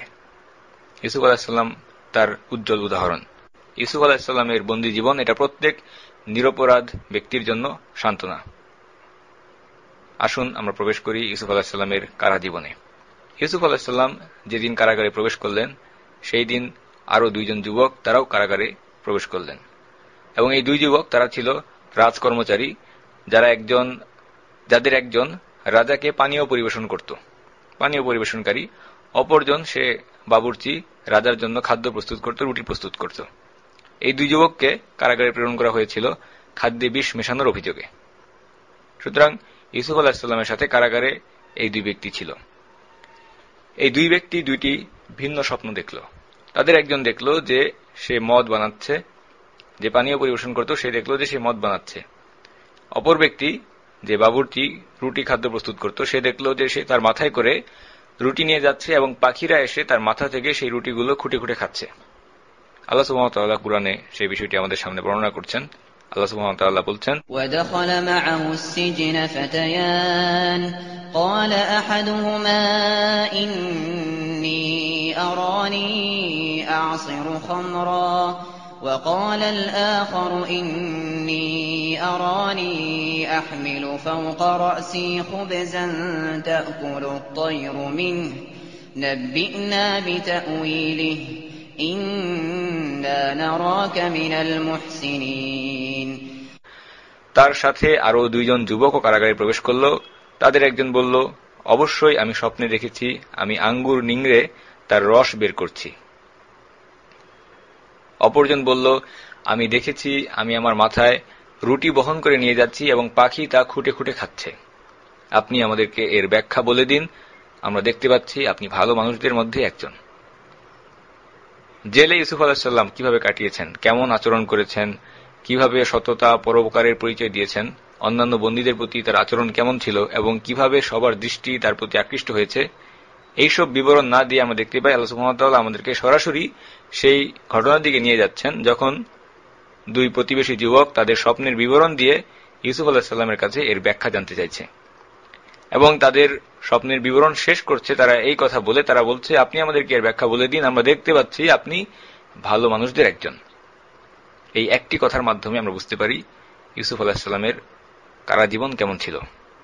তার সততা, ন্যায়নিষ্ঠা এবং পুণ্যময়তা দেখে বন্দীরা তার প্রতি মুগ্ধ ছিল। ইউসুফ আলাইহিস সালাম বললেন, তোমাদের কাছে কোনো খাবার আসার আগেই আমি তোমাদেরকে এই স্বপ্নের ব্যাখ্যা বলে দিব। ইউসুফ আলাইহিস সালাম তিনি বলছেন, قال لا يأتيكما طعام ترزقانه إلا نبأتكما بتأويله قبل أن يأتيكما ذلكما مما علمني ربي إني تركت ملة قوم لا يؤمنون بالله وهم بالآخرة هم كافرون। তোমাদেরকে প্রত্যহ যে খাদ্য দেওয়া হয় সেটা তোমাদের কাছে আসার আগেই আমি এই স্বপ্নের ব্যাখ্যা দিয়ে দেব এবং এই জ্ঞান আমার রব আমাকে শিক্ষা দিয়েছেন। ইউসুফ আলাইহিস সালাম বলছেন, আমি ওই সমস্ত লোকের ধর্মকে পরিত্যাগ করেছি যারা আল্লাহর প্রতি বিশ্বাস স্থাপন করে না এবং পরকালে অবিশ্বাসী। এই আয়াতটিতে আমাদের জন্য গুরুত্বপূর্ণ অনেকগুলো শিক্ষণীয় বিষয় আছে। ইউসুফ আলাইহিস সালাম তিনি প্রথমেই বলছেন, পরবর্তী খাবার আসার আগেই তিনি তাদেরকে স্বপ্নের ব্যাখ্যা বলে দিবেন। তিনি সেই বন্দীদেরকে আশ্বস্ত করলেন যে তারা যে বিষয়ে জানতে আগ্রহী, যেটা তারা জানতে চায়, ইউসুফ আলাইহিস সালাম সেটা তাদেরকে বলে দেবেন এবং একই সাথে তিনি পরবর্তী খাবার আসা পর্যন্ত সময় চেয়ে নিলেন। সুতরাং শুরুতেই সময় চেয়ে নেওয়া এটা একজন মানুষকে মানসিকভাবে প্রস্তুত করে কোনো বিষয়ে কথা শোনার জন্য। এক নম্বর লক্ষণীয় বিষয় হচ্ছে এটা যে শুরুতেই সময় চেয়ে নেওয়া, কথা বলার পূর্বে, এটা একজন মানুষকে মানসিকভাবে প্রস্তুত করে কোনো বিষয়ে কথা শোনার জন্য। এবং বিশেষ করে যখন মানুষ কারাগারে বন্দী, সেই সময়টা মনস্তাত্ত্বিকভাবে, মানসিকভাবে ইসলামের দাওয়াত দেওয়ার একটি চমৎকার উপযোগী সময়, বিশেষ করে যখন সেই বন্দীরা নিজেরাই তারা এসেছে ইউসুফ আলাইহিস সালামের কাছে স্বপ্নের ব্যাখ্যা জানার জন্য। দুই নম্বর লক্ষণীয় বিষয় আমরা দেখতে পাই, ইউসুফ আলাইহিস সালাম তাদেরকে বললেন, তুরজাকানিহি। এই শব্দের মাধ্যমে তিনি তাদেরকে বললেন, তাদেরকে যে খাদ্য দেওয়া হচ্ছে এটা আল্লাহর নির্ধারিত রিজিকের পক্ষ থেকেই তাদেরকে দেওয়া হচ্ছে। এই রিজিক আল্লাহ সুবহানাহু ওয়া তাআলা তাদের জন্য নির্ধারণ করে রেখেছেন এবং সেটাই তাদেরকে দেওয়া হচ্ছে। তিন নম্বর ইউসুফ আলাইহিস সালাম বলছেন, স্বপ্নের ব্যাখ্যা দেওয়ার এই জ্ঞান আমার রব আমাকে শিক্ষা দিয়েছেন। লক্ষ্য করুন একজন দায়ীর মানসিকতা এবং শব্দচয়নকে। ইউসুফ আলাইহিস সালাম তিনি তাদেরকে বলছেন, এই যে স্বপ্নের ব্যাখ্যা দেওয়ার ক্ষমতা, এটা তার নিজস্ব কোনো ক্ষমতা নয়, বরং এই ইলম, এই জ্ঞান, এই হিকমা এটা আল্লাহ সুবহানাহু ওয়া তাআলা তাকে দিয়েছেন। তিনি নিজেকে এই ক্ষমতার জন্য কৃতিত্ব দিচ্ছেন না, বরং তিনি বলছেন যে এটা আল্লাহ সুবহানাহু ওয়া তাআলা তাকে দান করেছেন। এবং 4 নম্বরে আমরা দেখতে পাই ইউসুফ আলাইহিস সালাম আরো বলছেন, আমি ওই সমস্ত লোকের ধর্মকে, দ্বীনকে পরিত্যাগ করেছি যারা আল্লাহর উপরে বিশ্বাস স্থাপন করে না এবং পরকালে অবিশ্বাসী। ইউসুফ আলাইহিস সালাম তিনি কি বিশ্বাস করেন, কাদেরকে অনুসরণ করেন, তার ধর্ম কি, এই কথা বলার আগে তিনি বলছেন কাদের সাথে তিনি সম্পর্ক ছেদ করেছেন, কাদের ধর্মকে তিনি অনুসরণ করেন না। আল্লাহ এবং আখিরাত বা পরকাল এই দুইটি বিষয়কে একত্রে তিনি উল্লেখ করেছেন, কারণ আখিরাতে অবিশ্বাস করে আল্লাহ বা সৃষ্টিকর্তাকে বিশ্বাস করার কোনো অর্থ নেই। শুরুতেই আল্লাহ এবং আখিরাতের কথা ইউসুফ আলাইহিস সালাম বলছেন। এখন এখানে এসে একজন ব্যক্তির মনে প্রশ্ন জাগতে পারে যে কারাগারে সেই দুই বন্দী তারা এসেছে স্বপ্নের ব্যাখ্যা জানার জন্য। ইউসুফ আলাইহিস সালাম তিনি এখানে আলোচনা করছেন ধর্ম নিয়ে। স্বপ্নের ব্যাখ্যার সাথে ধর্মের কি সম্পর্ক? মূলত এটাই হচ্ছে দাওয়া। একজন পর্যবেক্ষকের কাছে মনে হতে পারে যে কারাবন্দীদেরকে অপ্রাসঙ্গিক বিষয় নিয়ে কথা বলা হচ্ছে, কিন্তু আসলে সেটা নয়, বরং ইউসুফ আলাইহিস সালাম খুবই সময়োচিত এবং প্রাসঙ্গিকভাবে তাদেরকে দাওয়ার বিষয়ে আলোচনা করছেন। তাদের জন্য স্বপ্নের ব্যাখ্যা জানা যদি জরুরি হয়ে থাকে অস্বস্তি থেকে মুক্তি লাভ করার জন্য, তবে সেই বন্দীদের জন্য তাওহীদ জানা আরো বেশি জরুরি। কারণ স্বপ্নের বর্ণনা থেকে ইউসুফ আলাইহিস সালাম আল্লাহ সুবহানাহু ওয়া তাআলার দেয়া জ্ঞান অনুসারে জানেন এই দুই বন্দীর একজনের উপরে মৃত্যুদণ্ড কার্যকর করা হবে। কাজেই তাদের জন্য সবচেয়ে জরুরি হচ্ছে তাওহীদকে জানা এবং তাকে গ্রহণ করা। ইউসুফ আলাইহিস সালাম ঠিক সেই কাজটাই তাদের সাথে করছেন। তিনি তাদেরকে এটাই বলছিলেন যে তিনি তাদের ধর্মের অনুসারী নন, এই জন্য তিনি তাদেরকে আল্লাহ এবং আখিরাতের উপরে বিশ্বাস স্থাপন করতে বলছেন। আমরা দেখতে পাই পৃথিবীতে এমন কোন নবী আসেননি যারা তাদের উম্মতকে আখিরাতের কথা বলেননি। প্রত্যেক নবী তার জাতিকে আখিরাতের কথা বলেছেন। এই সামঞ্জস্য, এই মিল কিভাবে আসলো? আখিরাতের অস্তিত্ব এবং বাস্তবতার এটা একটি বড় যৌক্তিক প্রমাণ। বিভিন্ন সময়ের পার্থক্য, দেশ ভূমির এত বিশাল পার্থক্য থাকা সত্ত্বেও প্রত্যেক নবী তারা আখিরাতের কথা বলেছেন একই ভাষায়, একইভাবে। আমরা আরো দেখতে পাই ইউসুফ আলাইহিস সালাম এই একটি কথার মধ্যে তার প্রজ্ঞা এবং বিচক্ষণতার পরিচয় দিয়েছেন। ইউসুফ আলাইহিস সালাম তিনি আজিজের গৃহে বা প্রধানমন্ত্রীর পরিবারে রাজপ্রাসাদে লালিত পালিত হয়েছেন। মিশরের রাজ পরিবার, তাদের ধর্ম সম্পর্কে লোকেরা সবাই জানে। ইউসুফ আলাইহিস সালাম সেই সুনির্দিষ্টভাবে পরিবারের দিকে ইঙ্গিত না করে বা শুধুমাত্র রাজ পরিবারের দিকে দোষারোপ না করে তিনি সম্পূর্ণ মিশরবাসীকেই, সম্পূর্ণ জাতিকেই দোষারোপ করে বলছেন, আমি ওই সমস্ত লোকের ধর্মকে, মিল্লাতকে পরিত্যাগ করেছি। সতর্কতার সাথে ইউসুফ আলাইহিস সালাম বলছেন যে আমি ওই সমস্ত লোকদের ধর্ম এবং মিল্লাতকে পরিত্যাগ করেছি, যেন রাজা বা প্রধানমন্ত্রীর ব্যক্তিত্ব আহত না হয় বা তাদের প্রতি বিদ্বেষ ছড়িয়ে না পড়ে। কারণ বিদ্বেষ ছড়ানো এটা ইউসুফ আলাইহিস সালামের উদ্দেশ্য নয়, বরং হক এবং বাতিলকে সুস্পষ্ট করা, এটা হচ্ছে ইউসুফ আলাইহিস সালামের উদ্দেশ্য। যখন হক এবং বাতিল স্পষ্ট করা হবে তখন মানুষ নিজেরাই বুঝতে পারবে কারা হকের পথে রয়েছে এবং কারা বাতিলের পথে রয়েছে। 5 নম্বর লক্ষণীয় বিষয় হচ্ছে ইউসুফ আলাইহিস সালাম তিনি কি বিশ্বাস করেন, কিসের উপরে তিনি ঈমান এনেছেন। প্রথমে ঈমানের কথা বলার আগে ইউসুফ আলাইহিস সালাম কুফরির 2টি বৈশিষ্ট্য, অর্থাৎ আল্লাহ এবং আখিরাতকে অবিশ্বাস করা, এই কথাকে উপস্থাপন করেছেন। পরবর্তীতে তিনি ইসলামের কথা বলছেন, ঈমানের কথা বলছেন। অর্থাৎ দাওয়াকে উপস্থাপনের যে ক্রমধারা, এটাও আমরা শিখতে পাই ইউসুফ আলাইহিস সালামের বক্তব্য থেকে। প্রথমে বর্জন করা, এরপরে অর্জন করা। প্রথমে কুফরিকে বর্জন করা, এরপর ঈমানকে অর্জন করা। প্রথমে তাগুতকে বর্জন করা, এরপরে তাওহীদকে গ্রহণ করা। ঠিক এভাবেই ইউসুফ আলাইহিস সালাম কারাবন্দীদেরকে বলছেন, ওয়াত্তাবা'তু মিল্লাতা আবাই ইব্রাহিম ওয়া ইসহাক ওয়া ইয়াকুব, আমি আমার পিতৃপুরুষ ইব্রাহিম, ইসহাক এবং ইয়াকুবের মিল্লাতকে অনুসরণ করছি। তিনি তাদেরকে কেন বলছেন যে তিনি তার পিতৃপুরুষের ধর্ম বা মিল্লাতকে অনুসরণ করছেন? এর উদ্দেশ্য যেন সেই বন্দীরা বুঝতে পারে যে ইউসুফ আলাইহিস সালাম তিনি নিজে নতুন কোনো মতবাদ বা ধর্ম নিয়ে আসেননি। তিনি নিজে থেকে কোনো মতবাদ বা ধর্ম প্রচার করছেন না। এবং এই বক্তব্যের মাধ্যমে আমরা আরো দেখতে পাই মূলত পৃথিবীতে দিন, মিল্লাত বা ধর্ম সেটা একটাই, বাকি সবগুলো সব কুধর্ম এবং অধর্ম।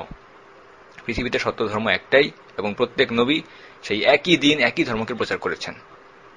ইব্রাহিম আলাইহিস সালাম তিনি ছিলেন তাওহীদের বার্তাবাহক এবং সেই সময়ে তার পরিবারের মধ্যেই শুধুমাত্র ইসলাম প্রচলিত ছিল, ব্যাপকভাবে প্রচলিত ছিল না।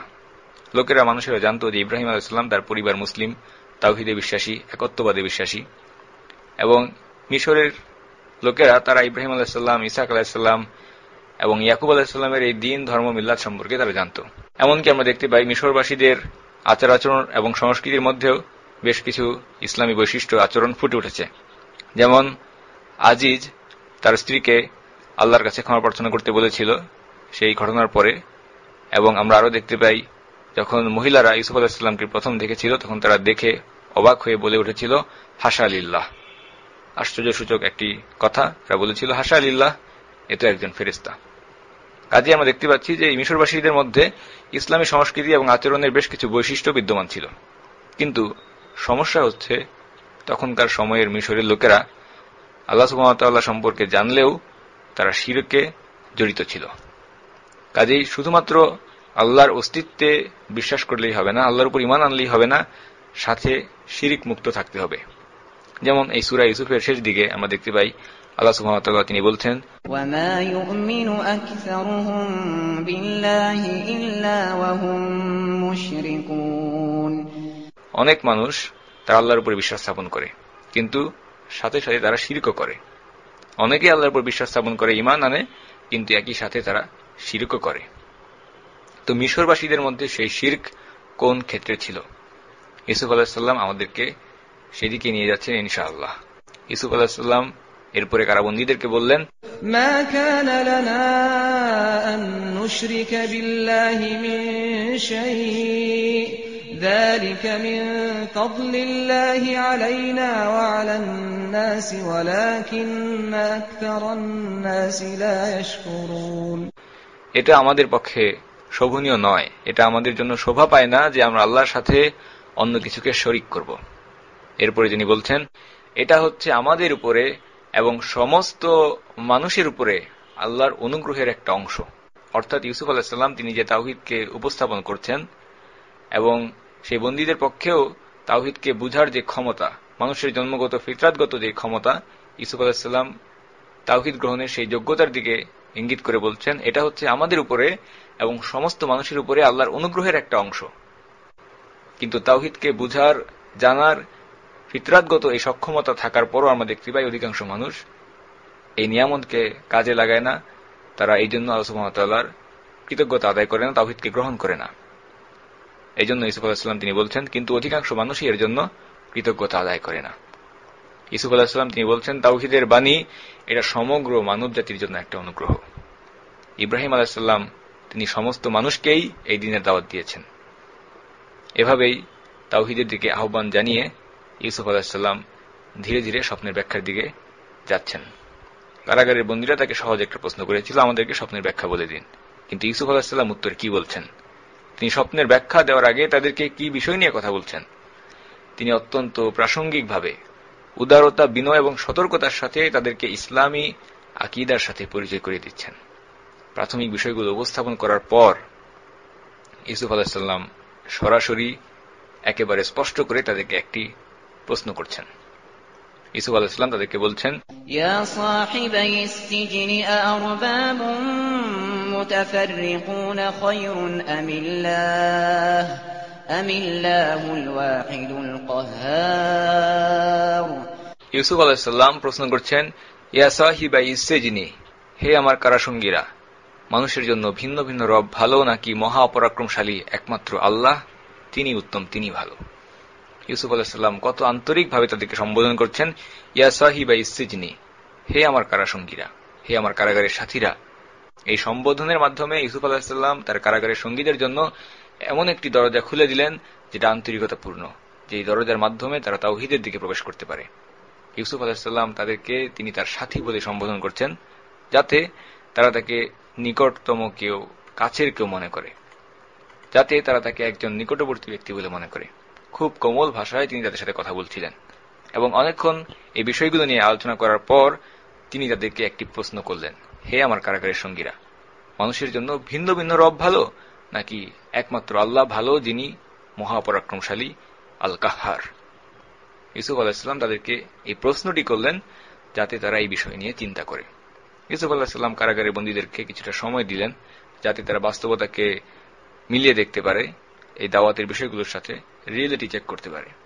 কারণ স্বাভাবিকভাবেই এটা খুবই স্বাভাবিক যে মানুষ তাদের অন্তরের ভেতর থেকে, প্রত্যেক মানুষ এই বিষয়টা জানে যে সত্যিকারের রব এটা একমাত্র একজনই হবেন এবং যিনি রব হবেন তাকে হতে হবে সমস্ত বিষয়ের উপরে মহাপরাক্রমশালী, যিনি হবেন আল কাহ্হার। আল কাহ্হার এই শব্দের অর্থ হচ্ছে যিনি সব বিষয়ের উপরে চূড়ান্ত ক্ষমতা রাখেন, চূড়ান্ত ক্ষমতাবান। ইউসুফ আলাইহিস সালাম তিনি তাদেরকে বুঝালেন যে তোমরা আল্লাহর পাশাপাশি অসংখ্য যে সমস্ত বাতিল রবের উপাসনা করছো তাদের আসলে কোনো ক্ষমতাই নেই। এই জন্য ইউসুফ আলাইহিস সালাম তাদেরকে এই প্রশ্নটি করছেন যে সত্যিকার অর্থে মানুষের জন্য একমাত্র মহাপরাক্রমশালী আল্লাহ তিনি উত্তম নাকি ভিন্ন ভিন্ন রব উত্তম। ইউসুফ আলাইহিস সালাম তাদেরকে যে প্রশ্নটি করছেন আমরা দেখতে পাই পরক্ষণে তিনি নিজেই এই উত্তর দিয়ে দিচ্ছেন, যে উত্তর আবার তার প্রশ্নের মধ্যেই ছিল, আল্লাহ উত্তম নাকি ভিন্ন ভিন্ন একাধিক রব উত্তম।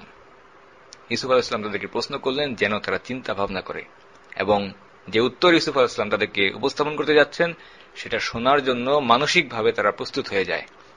তাদেরকে চিন্তা করার সুযোগ দেওয়া হলো, কারণ মানুষ জন্মগত স্বভাব বৈশিষ্ট্যের মাধ্যমেই একজন রবকেই চিনে, একজন উপাস্য বা ইলাহকেই চিনে। তাহলে কোন যুক্তিতে একাধিক রব, একাধিক প্রভু এবং হুকুমদাতা উপাস্যের আগমন ঘটে? একজন আলেম তিনি এই বিষয়ে ইউসুফ আলাইহিস সালামের দাওয়া উপস্থাপন প্রসঙ্গে মন্তব্য করেছেন, মানব জাতি একাধিক সত্তাকে প্রভু এবং হুকুমদাতা হিসেবে মেনে নেওয়ার কারণে, রব হিসেবে মেনে নেওয়ার কারণে যত দুঃখ, দুর্দশা এবং বিপর্যয়ের শিকার হয়েছে ততদা, দুঃখ, দুর্দশা এবং বিপর্যয়ের শিকার আর দ্বিতীয় কোনো কারণে হয়নি। ইউসুফ আলাইহিস সালাম তাদের সেই জাহিলি বাতিল আকীদা বিশ্বাস খণ্ডনের দিকে আরো এক কদম এগিয়ে গেলেন এই কথার মাধ্যমে, যখন তিনি বলছেন, মা তা'বুদুনা মিন দুনিহি ইল্লা আসমাআন সাম্মাইতুমুহা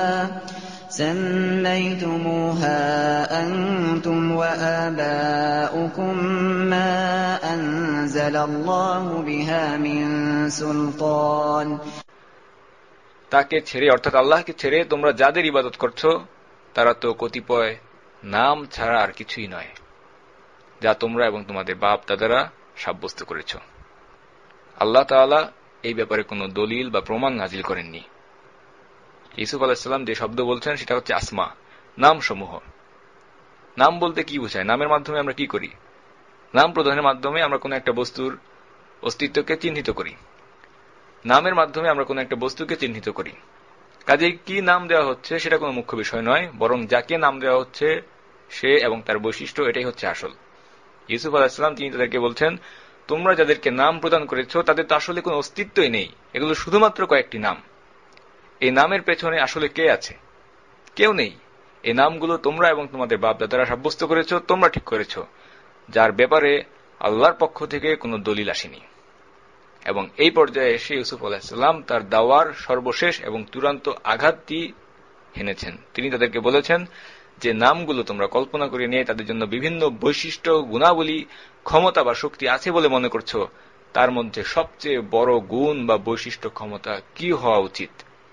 ইউসুফ আলাইহিস সালাম তিনি বলছেন সেই গুণ বা বৈশিষ্ট্য হচ্ছে, যিনি সত্যিকারের রব তিনি সবকিছুর উপরে চূড়ান্ত ক্ষমতাবান হবেন, একমাত্র তার হুকুমই চলবে, তিনি হচ্ছেন চূড়ান্ত অথরিটি, তিনি একমাত্র হুকুমদাতা, আইনদাতা, এবং এই ক্ষমতা আল্লাহ সুবহানাহু ওয়া তাআলা দ্বিতীয় কাউকে প্রদান করেননি। ইউসুফ আলাইহিস সালাম তিনি তাদেরকে বলছেন, ইনিল হুকমু ইল্লা লিল্লাহ, আল্লাহ ছাড়া বিধান দেওয়ার ক্ষমতা আর কারো নেই। আইন বিধান জারি করার অধিকার এটা একমাত্র আল্লাহ সুবহানাহু ওয়া তাআলার। যারা আমাদের আলোচনা শুনছেন, আমাদের শ্রোতাদেরকে আমরা অনুরোধ করছি এই অংশটি মনোযোগ সহকারে গ্রহণ করার জন্য। ইউসুফ আলাইহিস সালাম তিনি স্পষ্টভাবে বলছেন, একমাত্র আল্লাহর অধিকার হচ্ছে এটা যে তিনি আইন বিধান ঠিক করে দেবেন, আইন প্রদান করবেন, বিধান প্রদান করবেন। কিন্তু আমরা যদি আমাদের বর্তমান জীবনের দিকে তাকাই, আমাদের বাস্তব জীবনের দিকে যদি আমরা মিলিয়ে দেখি, আমরা আসলে কার আইন মানছি, কার তৈরি করা, কার দেওয়া আইনকে প্রতিষ্ঠিত করার জন্য আমরা সংগ্রাম করছি। ব্যবসার ক্ষেত্রে আমরা কি আল্লাহর বিধানের অনুসরণ করছি? অপরাধ শাস্তি প্রদানের ক্ষেত্রে, এই সমস্ত ক্রিমিনাল লর ক্ষেত্রে আমরা কি আল্লাহর বিধানকে অনুসরণ করছি? আন্তর্জাতিক আইনের ক্ষেত্রে আমরা কি আল্লাহর বিধানকে অনুসরণ করছি? রাজনীতির ক্ষেত্রে আমরা কি আল্লাহর দেওয়া বিধানকে অনুসরণ করছি? অর্থনীতির ক্ষেত্রে আমরা কি আল্লাহর দেওয়া বিধানকে অনুসরণ করছি? সামাজিক আইনে বিয়ে শাদী, মিরাজ বন্টন করা, এই সমস্ত বিষয়ে আমরা কি আল্লাহ সুবহানাহু ওয়া তাআলার দেওয়া বিধানকে অনুসরণ করছি কিনা? এই বিধান দেওয়ার ক্ষমতা, যে ক্ষমতা বৈশিষ্ট্য একমাত্র আল্লাহ সুবহানাহু ওয়া তাআলার, সেই ক্ষমতা বা বৈশিষ্ট্যটি যখন কোনো ব্যক্তি, দল, গোষ্ঠী, জাতি কিংবা আন্তর্জাতিক সংস্থা নিজেদের জন্য দাবি করে, এই দাবির মাধ্যমে সেই ব্যক্তি, দল, গোষ্ঠী, জাতি বা আন্তর্জাতিক সংস্থা সত্যিকার অর্থে আল্লাহ সুবহানাহু ওয়া তাআলার নিজের জন্য সংরক্ষিত অধিকারকে তাদের নিজেদের বলে দাবি করল। এই দাবির মাধ্যমে তারা প্রকাশ্য কুফরি করল। সমস্ত মানবজাতি একত্রিত হয়েও আইন রচনা করার ক্ষমতার মালিক হতে পারে না। মানুষ শুধুমাত্র আল্লাহ সুবহানাহু ওয়া তাআলার দেওয়া অনুমতিতে আল্লাহর আইনকে বাস্তবায়ন করার ক্ষমতার অধিকারী। আমাদের জীবনের সর্বক্ষেত্রে আল্লাহর দেওয়া বিধান মানা এটা আমাদের উপর বাধ্যতামূলক, ফরজ। আমাদেরকে বুঝতে হবে যে বর্তমানে আমরা একটা অসম্পূর্ণ ইসলামকে অনুসরণ করছি। আমরা এমন একটা ইসলাম পালন করছি যেখানে শরিয়া নেই। আল্লাহ সুবহানাহু ওয়া তাআলার দেওয়া নির্ধারিত আইন কানুন বিধানের সমষ্টিকে বলা হয়ে থাকে শরিয়া। ইনিল হুকমু ইল্লা লিল্লাহ, আইন বিধান জারি করার মালিক একমাত্র আল্লাহ তাআলা।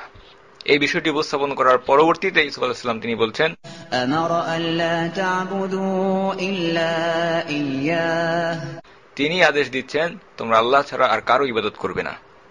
সুতরাং বক্তব্য উপস্থাপন এবং আলোচনার ধারাবাহিকতা থেকে এটা বোঝা যাচ্ছে, হুকুম মানা, আদেশ মানা এটা ইবাদতের একটি অংশ। এবং এই আয়াতটি সম্পর্কে আলেমগণ তারা ব্যাখ্যা করে বলেছেন যে এখানে ইবাদত শব্দের যে অর্থটি প্রযোজ্য হবে সেটা হচ্ছে আনুগত্য। এখানে আনুষ্ঠানিক ইবাদতকে বোঝানো হয়নি, বরং আনুগত্য নতি স্বীকার অর্থে ইবাদত শব্দকে ব্যবহার করা হয়েছে। ইউসুফ আলাইহিস সালাম বলছেন, তোমরা আল্লাহ ছাড়া আর কারো ইবাদত করবে না, কারো আনুগত্য স্বীকার করবে না, কারো কাছে নতি স্বীকার করবে না। আইন বিধান এই সবগুলো আল্লাহর আদেশ অনুযায়ী হতে হবে। তার কারণ এই আদেশ মানা, হুকুম মানা এটা আল্লাহর ইবাদতের অন্তর্ভুক্ত। ইবাদত শুধুমাত্র কিছু আনুষ্ঠানিকতার মধ্যে পরিপূর্ণ নয়, বরং সামগ্রিকভাবে আল্লাহ সুবহানাহু ওয়া তাআলার কাছে আনুগত্য স্বীকার করা, আত্মসমর্পণ করা, নতি স্বীকার করা, এটা হচ্ছে ইবাদতের সত্যিকার অর্থ। আমরা যদি আল্লাহ সুবহানাহু ওয়া তাআলার দেওয়া বিধানকে না মেনে সামাজিক অর্থনৈতিক লেনদেন কাজকর্ম করি, তার মানে আমরা আল্লাহকে বাদ দিয়ে সেখানে অন্যান্য ইলাহকে গ্রহণ করে নিয়েছি, শিরিক করেছি। এবং এই জন্য আমরা দেখতে পাই আল্লাহ রাসূল সাল্লাল্লাহু আলাইহি ওয়াসাল্লামের কাছে যখন বিখ্যাত দানশীল হাতিম তাইয়ের ছেলে আদি ইবনে হাতিম সে আসলো গলায় ক্রুশ ঝুলিয়ে, তাকে দেখেই রাসূলুল্লাহ সাল্লাল্লাহু আলাইহি ওয়াসাল্লাম একটি আয়াত তিলাওয়াত করলেন, যেখানে আল্লাহ সুবহানাহু ওয়া তাআলা বলছেন, ইত্তাখাযু আহবারহুম ওয়া রুহবানাহুম আরবাবাম মিন দুনিল্লাহ, তারা তাদের পণ্ডিত এবং সংসার ত্যাগীদেরকে, সন্ন্যাসী সাধু পুরোহিতদেরকে তাদের পালনকর্তা রূপে, তাদের রব হিসাবে গ্রহণ করেছে আল্লাহকে বাদ দিয়ে।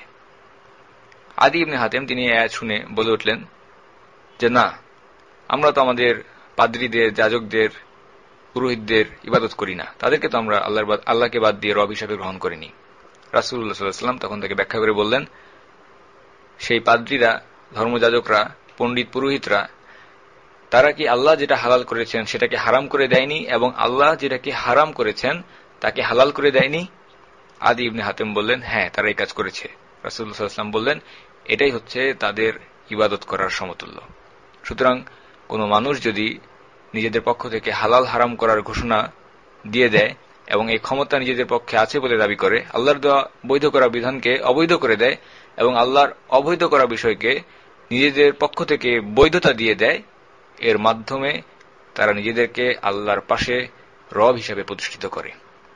এবং যদি মানুষ তাদের সেই দাবিকে মেনে নেয়, মানুষ তখন আল্লাহর পাশাপাশি অন্যান্য ইলাহকে রব হিসাবে গ্রহণ করল।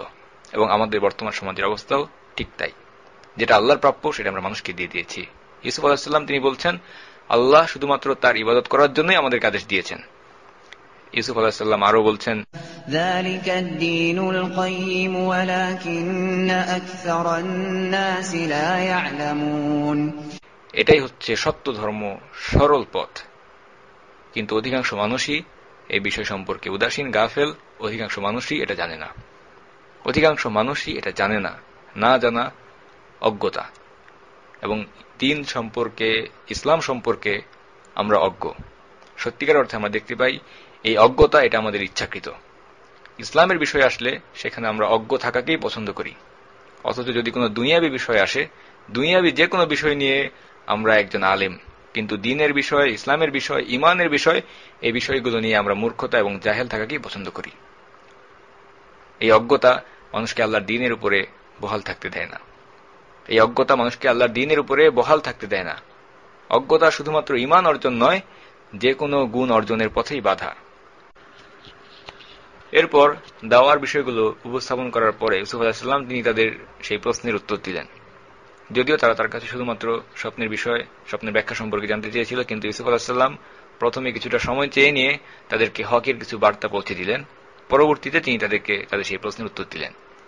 কারণ সেই সময় আমরা দেখতে পাই তারা কথা শোনার জন্য আগ্রহী ছিল এবং ইউসুফ আলাইহিস সালাম একজন নবী হিসেবে সেই সুযোগটাকে কাজে লাগিয়েছেন। প্রথমে সবচেয়ে জরুরি যে বিষয় তাদের জন্য প্রয়োজন সেই বিষয় সম্পর্কে কিছু কথা বলে নিলেন, এরপরে তাদেরকে স্বপ্নের ব্যাখ্যা প্রদান করছেন। ইউসুফ আলাইহিস সালাম তিনি তাদেরকে বললেন, ইয়া সাহিবাইস সিজনি আম্মা আহাদুকুমা ফায়াসকি রাব্বাহু খামরা ওয়া আম্মাল আখারু ফায়ুসলাবু ফাতাকুলু আত-তায়রু মির রাসিহি কুদিয়াল আমরু আল্লাযী ফীহি তাস্তাফতিয়ান। হে আমার কারাগারের সঙ্গীরা, তোমাদের একজন সম্পর্কে কথা হচ্ছে সে তার রবকে শরাব পান করাবে, এবং অপরজন যার মাথা থেকে পাখি রুটি খাচ্ছে তার সম্পর্কে কথা হচ্ছে সে অচিরেই শুলবিদ্ধ হবে, এবং এটাই হচ্ছে সেই বিষয়ের ব্যাখ্যা যা তোমরা উভয়ে জানতে চাচ্ছিলে, এবং ইতিমধ্যেই এই বিষয়ের ফয়সালা হয়ে গেছে। ইউসুফ আলাইহিস সালাম তাদেরকে ব্যাখ্যা করে বললেন, তোমাদের মধ্যে যে মদ পরিবেশনের স্বপ্ন দেখেছে সে অচিরেই কারাগার থেকে মুক্তি লাভ করবে। শুধুমাত্র মুক্তিই পাবে না, বরং পুনরায় বাদশার নৈকট্যও লাভ করবে। সে বাদশার জন্য শরাব ঢেলে দেবে এবং যে ব্যক্তি স্বপ্নে দেখেছে তার মাথা থেকে পাখি রুটি খুঁটে খুঁটে খাচ্ছে, তার অবস্থা এমন হবে যে কারাগার থেকে মুক্ত করে তাকে শুলে চড়ানো হবে, ফাঁসি দেওয়া হবে এবং শুলে তাকে এতক্ষণ পর্যন্ত চড়িয়ে রাখা হবে যে পাখিরা এসে তার মাথা থেকে ঠোকর দিয়ে খেতে থাকবে। এবং এরপরে ইউসুফ আলাইহিস সালাম তিনি আরো বললেন যে তোমরা যে বিষয়ে জানতে চাচ্ছিলে তার ফয়সালা হয়ে গেছে, এটাই আল্লাহর সিদ্ধান্ত, এটাই চূড়ান্ত সিদ্ধান্ত। এরপর আমরা দেখতে পাই যে ব্যক্তি কারাগার থেকে মুক্ত হয়ে বাদশার নৈকট্য লাভ করবে বলে ভেবেছিল, তার কাছে গিয়ে ইউসুফ আলাইহিস সালাম বললেন, وقال للذي ظن أنه ناج منهما اذكرني عند ربك তোমার রবের কাছে গিয়ে আমার কথা কি উপস্থাপন করো, আমার বিষয়ে বলো।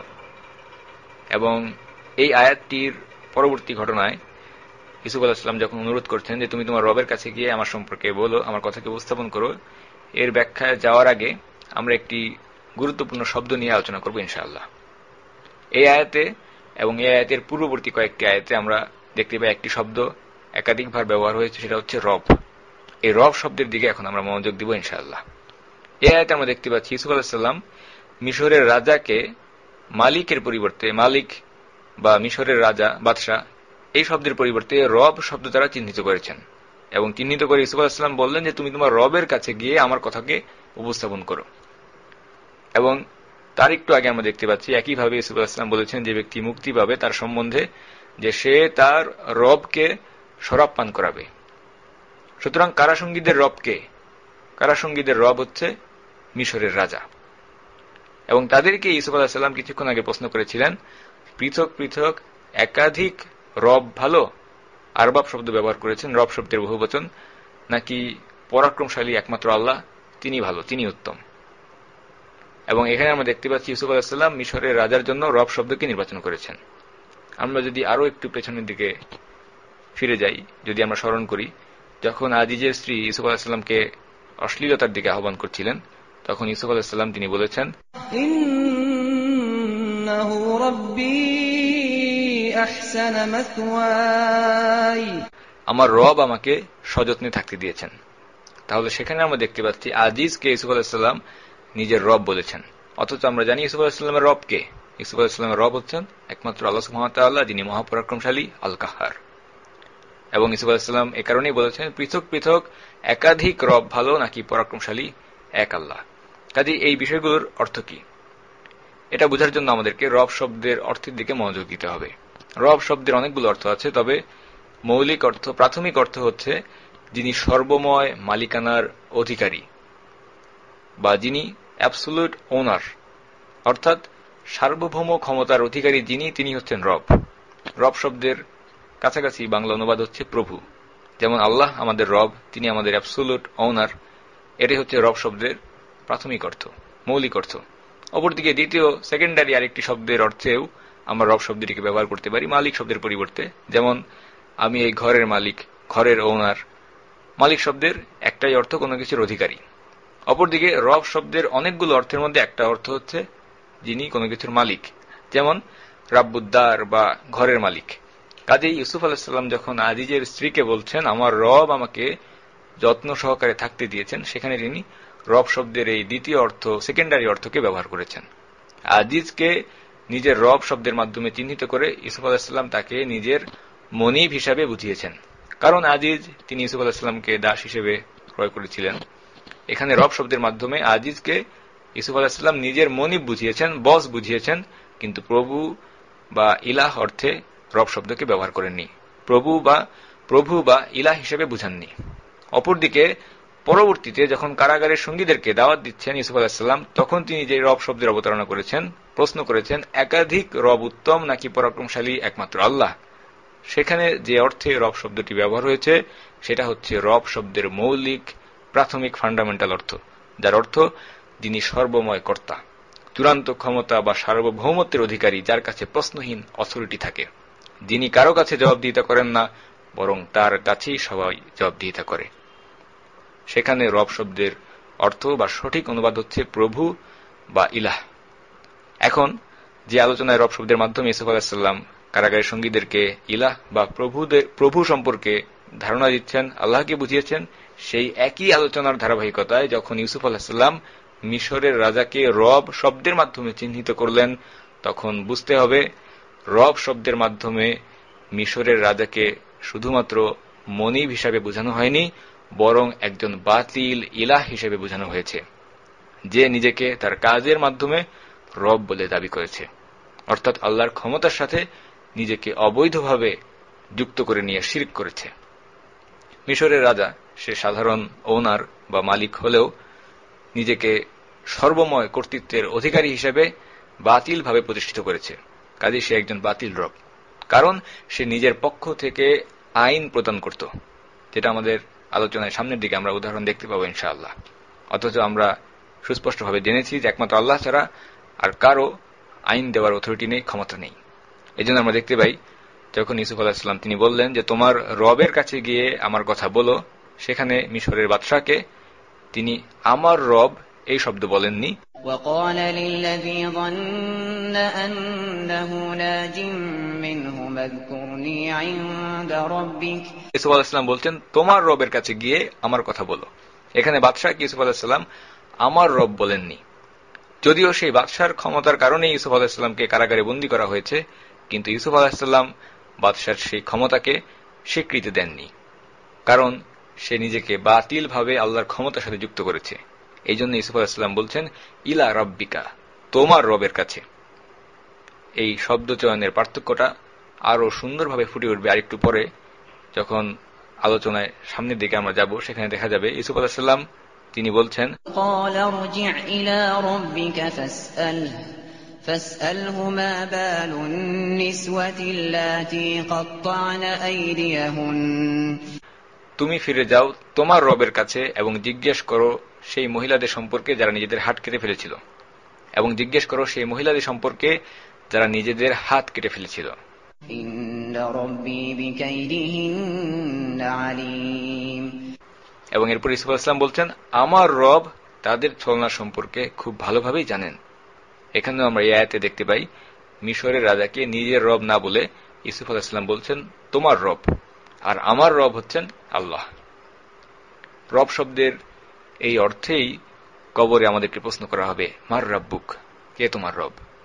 কাজেই যারা বর্তমানে দুনিয়ার ক্ষেত্রে দেশের আইন, সরকারের আইন, রাষ্ট্রের আইন ইত্যাদি কথা বলে আল্লাহর আইনের বিরুদ্ধে মানুষের তৈরি করা আইনকে মানছে, আল্লাহর আইনের বিরুদ্ধে মানুষের তৈরি করা আইনকে উত্তম বা সমপর্যায়ের মনে করছে, আনুগত্য করছে, বিচার ফয়সালা করছে, কিংবা আল্লাহর আইনের বিরুদ্ধে মানুষের তৈরি করা আইনকে টিকিয়ে রাখার জন্য, প্রতিষ্ঠিত করার জন্য কাজ করছে, শ্রম দিচ্ছে, তাদের রব আর যাই হোক না কেন কখনোই আল্লাহ নয়।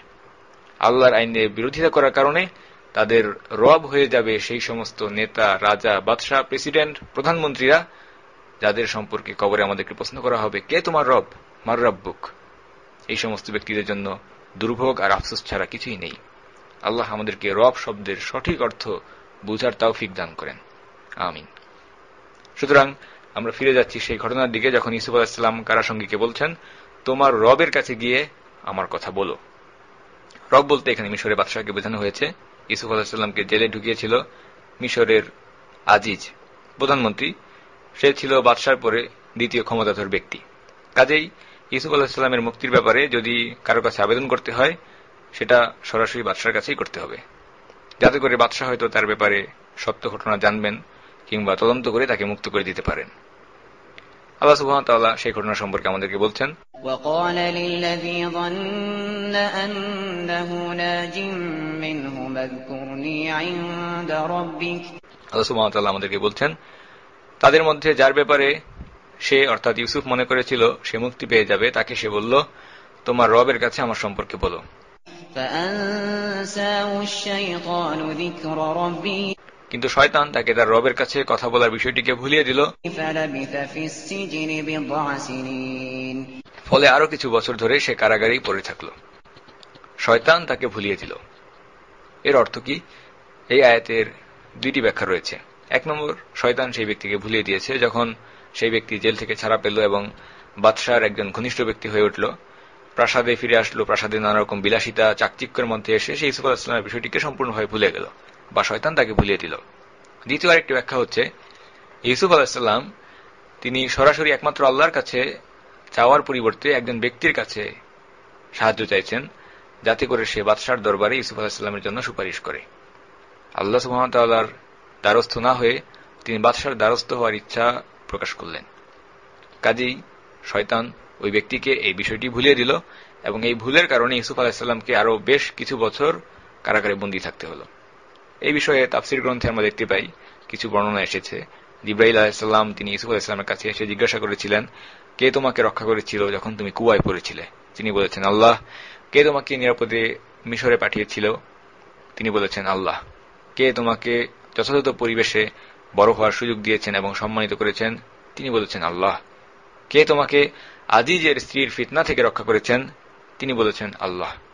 এরপরে জিবরাইল আলাইহিস সালাম তিনি বলছেন, যদি আল্লাহ তোমাকে এই সবগুলো বিপদ থেকে উদ্ধার করে থাকেন, তাহলে কিভাবে তুমি পারলে কারাগার থেকে মুক্তি হওয়ার জন্য আল্লাহর দ্বারস্থ না হয়ে বাদশার দ্বারস্থ হতে?